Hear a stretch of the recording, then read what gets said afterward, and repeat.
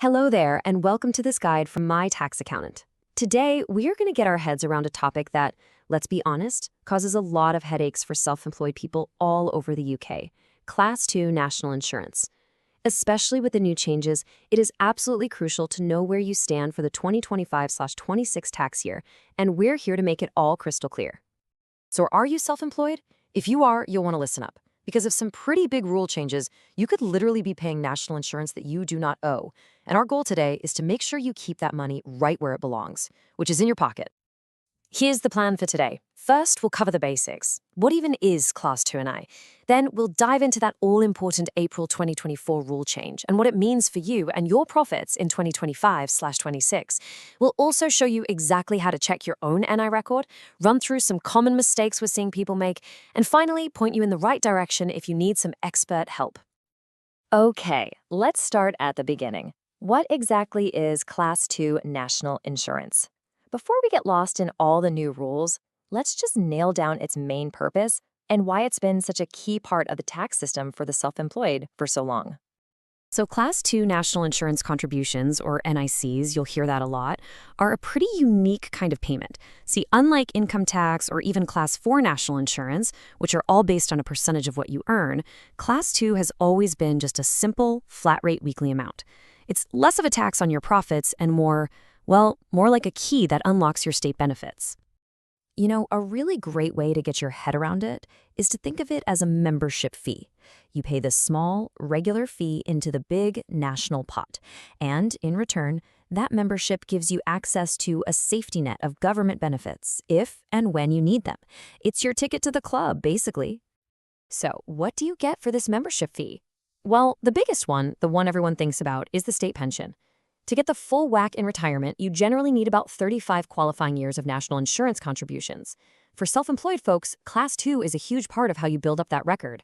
But it's not just for later life. It also opens the door to things like maternity allowance, bereavement support, and certain types of employment and job seekers allowance.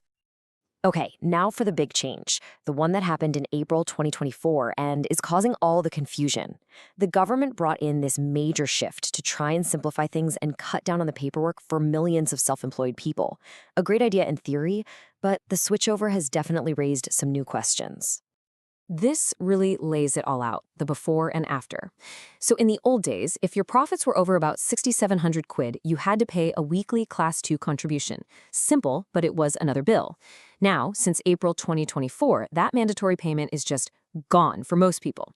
Instead, if you earn enough, HMRC basically looks at your profits and says, yep, looks good, we'll just go ahead and mark your NI record as paid for the year. That's what deemed to have been paid means. Your benefits are protected, but no money for Class 2 actually leaves your bank account. So what does this new system actually mean for you in this current 2025/26 tax year? Well, it's not about one single threshold anymore. It all depends on where your profits land between two key numbers. Let's look at them. Okay, the first number to get in your head is £6,725. This is called the small profits threshold.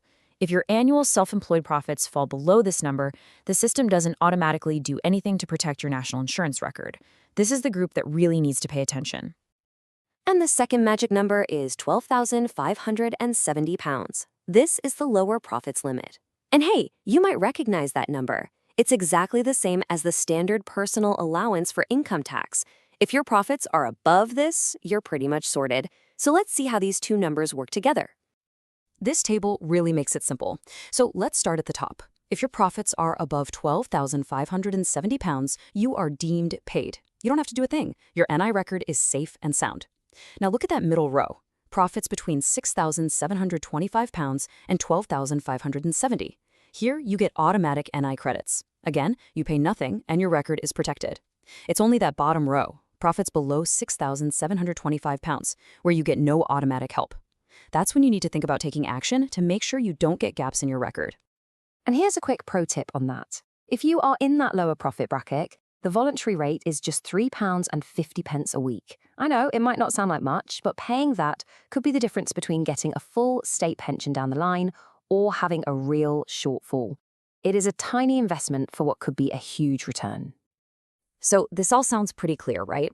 But how do you actually know for sure that the system is working as it should for you? Well, with these new rules, you really can't just cross your fingers and hope for the best. You've got to be a little proactive and actually check it yourself. And you know what? It's actually dead easy. Just pop over to the gov.uk website and log in to your personal tax account. You can see its entire history right there, year by year.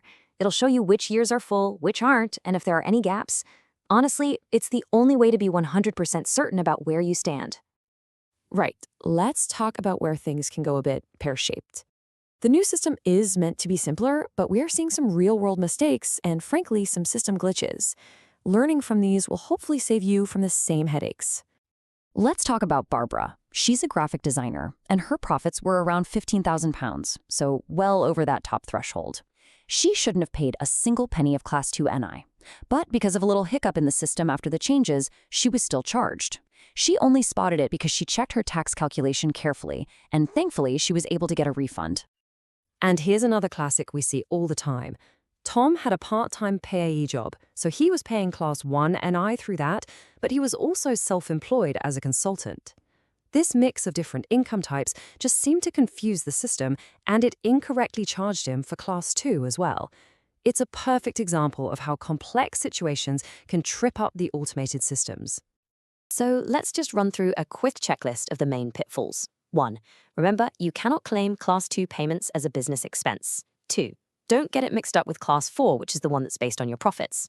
3.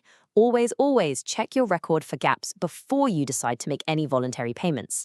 And probably the most important one right now, never just assume your tax calculation is correct without giving it a once-over yourself, especially after these big rule changes. We've covered a lot, and hopefully that's made things a lot clearer.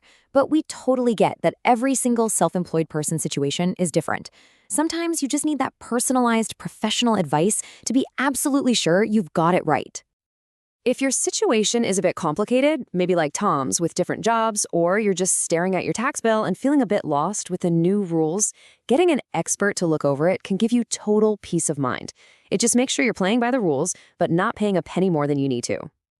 And for that expert advice, you can get in touch with us directly at My Tax Accountant. You can give us a call or send a WhatsApp on 07854 255 375. Or, if you prefer, just fire off an email to info@mytaxaccountant.co.uk. We are here to help you navigate all of this.